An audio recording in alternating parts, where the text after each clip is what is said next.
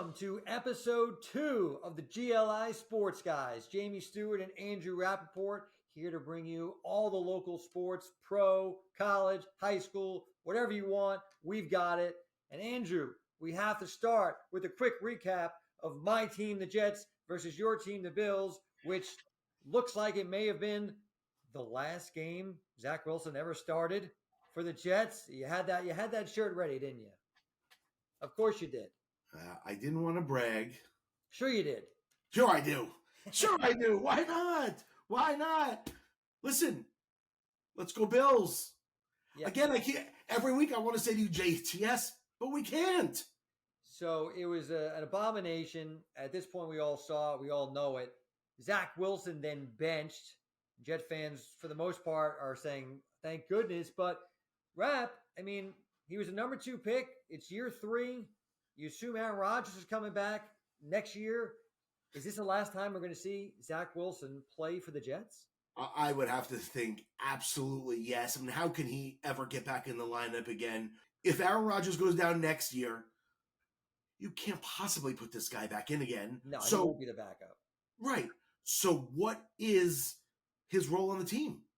You're right. You're right. And next year also is the last year of his contract.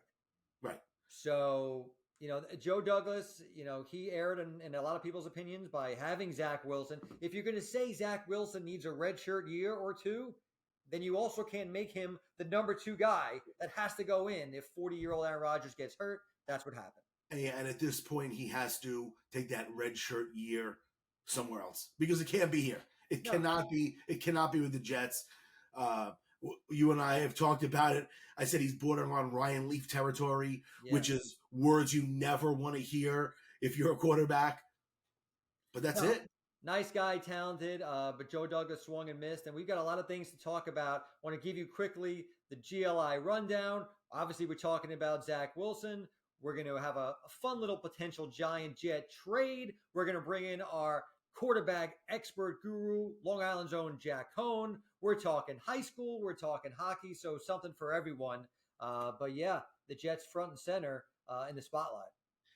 And we tie it all back to Long Island because one of the reasons that Zach Wilson's day was so miserable was the pride of Nassau Community College.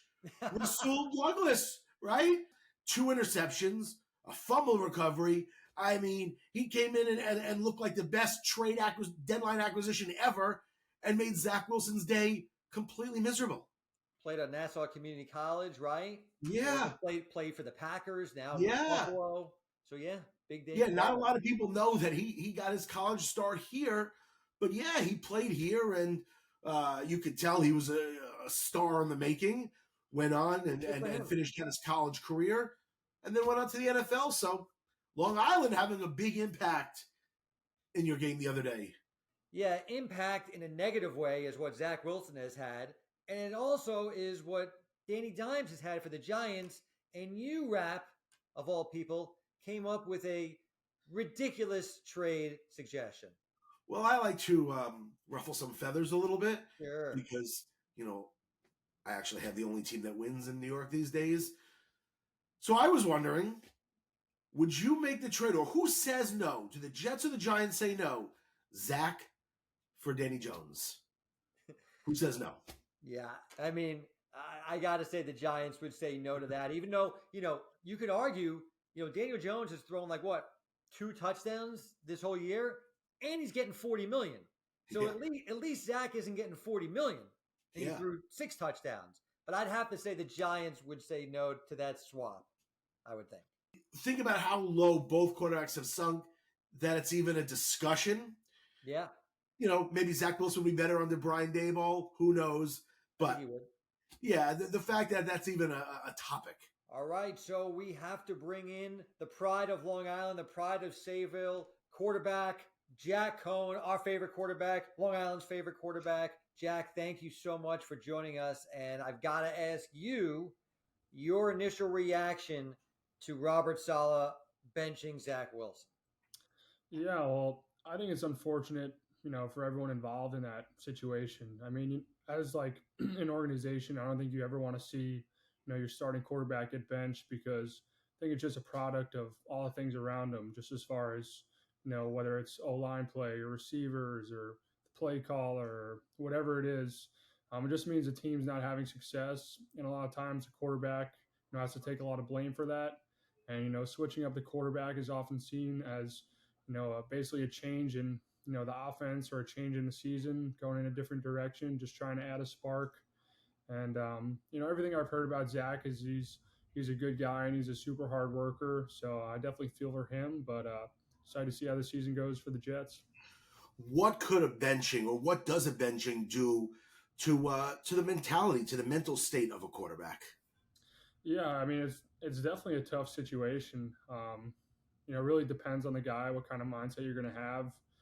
For some guys, if you have a positive outlook, you can take the benching as, what, I'm going to take these next few games to just sit on the sideline and see the game from a different angle and try to get better, on my own these next few weeks while learning from the guys that's playing.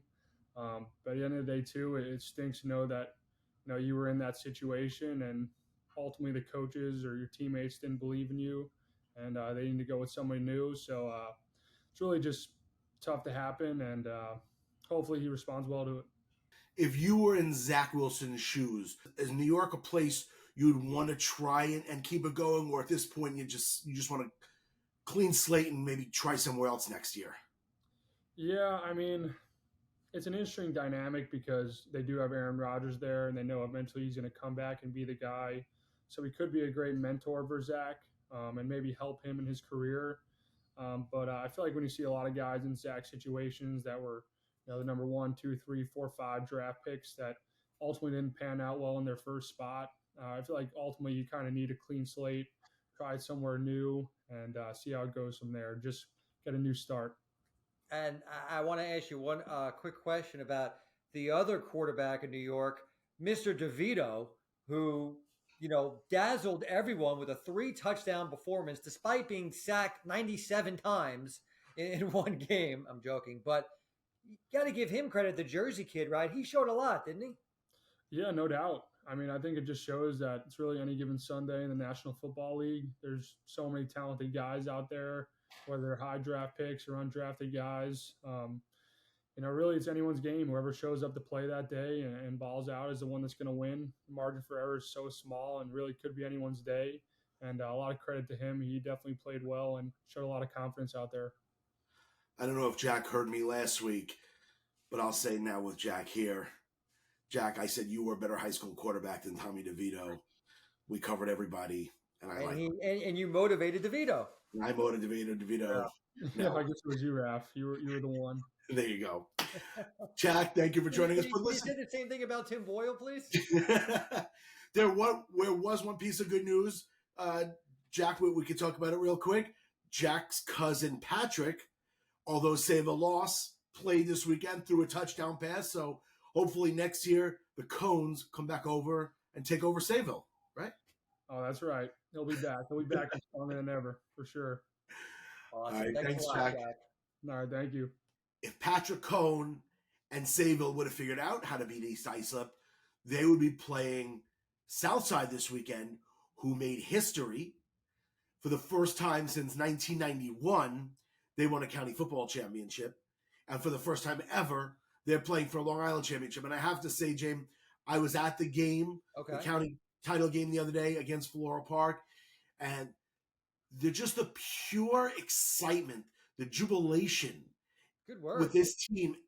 Thank you. I get some big words once in a while. It's funny because now they beat Floral Park. And Correct. Floral Park's the team that got the shout out from Robert Saleh. Correct. Yes. Well, a great run by the Knights, but Cyclones too much.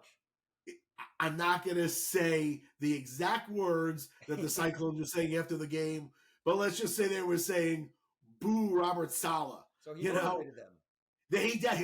He definitely motivated them because they saw his shirt in the pregame, in his press conference earlier in the week that said Floral Park. So the boys from the South Side took that to heart and used that as a little motivation. And good for them. But we should just say that it's not like Saleh was rooting against. No. I just want people to know, like, he was probably given the shirt by a media person and said, "This is who we're going with this week." Yeah, it was a fun little thing because he's done that in the past, right? I think he did that with Farmingdale when they went through what they went through. So Saleh gets into the spirit, and I love that about Robert Saleh. I love the fact that he's so into the local kids. Yeah, it's great. It's great, but it's great that the Cyclones took that to heart, and now they're going for their first ever LIC against East Iceland. And now Massapequa going for the big school championship, going to the LIC for the second time in 4 years. They're undefeated, right? Massapequa's undefeated. Yeah, Massapequa's rolling. They're a good team. They're a good team, and they've always been a good sports team, whether it's their girls basketball or their lacrosse or their baseball or their soccer teams. They're really well known for everything in Massapequa. And they always have a huge crowd turnout. Massapequa. I love going to Massapequa games because that town, that community is one of the top 5, I would say, in all of Long Island in showing support for their sports teams. Like I said, even going back to when their girls basketball was a dynasty 15, 20 years ago, and they were sending, going upstate to play for state championships, and they had such great community and crowd support. So the buses. Yeah, it's great to see Massapequa going for another title. Absolutely. Well, we love our high school sports, and this is the time of the year, right? When it's the Thanksgiving week, and we get into December, and it's LIC time, and we know all about it. Speaking of titles, yes, it's not a Long Island championship, but a Long Islander did win a championship on the football field. Yes. See what I did there? Not a Long Island championship, but a Long Islander won a championship. Correct. And I'm talking about way up north, the pride of Uniondale, William Stanback, going back a few years. We're going back. I don't know. I mean, this is for the high school lovers who are watching this right now, who are going to go, I remember him. Yeah, just a quick shout out. But I remember watching William in high school too, and he was a standout. Then he went down to Florida to play college. Had a couple runs, training camp in the NFL. I think he had 2 different seasons where he didn't make it out of training camp. But now he's up in Canada playing for Montreal, and he just won the Grey Cup, which is their Canadian version of the Super Bowl. And he scored a touchdown. Maybe we can get him on. All right. We can go it. We can do it. All right, I'll see if I can find it. It'd be the first time ever we've had a Grey Cup on our GLI Sports Guys, and that's true. Episodes, but that's true. It would still be history. I like it. All right, so we didn't talk about hockey last week, and there we know What's Long Island. Well, look, I mean the Rangers are pretty good, but we know we're an island show, and yes, there are Ranger fans on Long Island. We know there are, but we do need to talk a little Islanders because Rapp, 6 wins, I think, in their first 17 games. The Fire Lambert chants, you're hearing it. Casey Cizikas is mad at the fans who are booing. Sorokin, not exactly Soroking. What's wrong with the Isles, or what's right with the Isles? And anybody that is defending Cizikas for ripping on the fans is out of their minds. Cizikas, the way he said it, and then he told the fans to, if they don't like the way they're playing, stay home. Give me a break. That is insanity and ludicrous. And if I was the coach, I'd make him sit in the box like Zach Wilson's sitting out for a couple games, because that is just insanity to tell the fans to stay home. I mean, you never can win if you're going to pick a war with New York fans. You're never going to come out on the positive side of it. And, look, he's been a loyal Islander, a fan favorite, one of those guys who was like, in the spur of the moment, the heat of the moment, he's like, listen, you're going to boo us, then stay home. He loves Islander fans. He said that. Sure. But, yeah, when you say something like that, it's never going to go your way. Bad choice of words. Listen, big picture, I would imagine management didn't like it either, because you're telling fans not to come and spend money, right? And that's big picture. You're telling everybody, don't come to our building. The Islanders have enough fans drawing as it is. But just in terms of what your reaction to Islander fans is, yeah, Casey, listen, the Islander fans were here before you. Yeah. They'll be here way after you. You know, you're a nice little footnote. You've had a good run here. But here's some advice from someone who's been covering them a long time. Don't rip the fans. Don't rip the fans. That is good advice. Can never go wrong by taking that advice. And you can't go wrong watching GLI Sports Guys. Episode 2 in the books. Once again, we covered a lot of bases here. We want to hear your feedback. Give us your comments. GreaterLongIsland.com. GLI, Greater Long Island, all social media platforms. So check it out. They've got great things all across Long Island, not just sports, entertainment, news, you name it. Nice plug. I try. They pay the bills.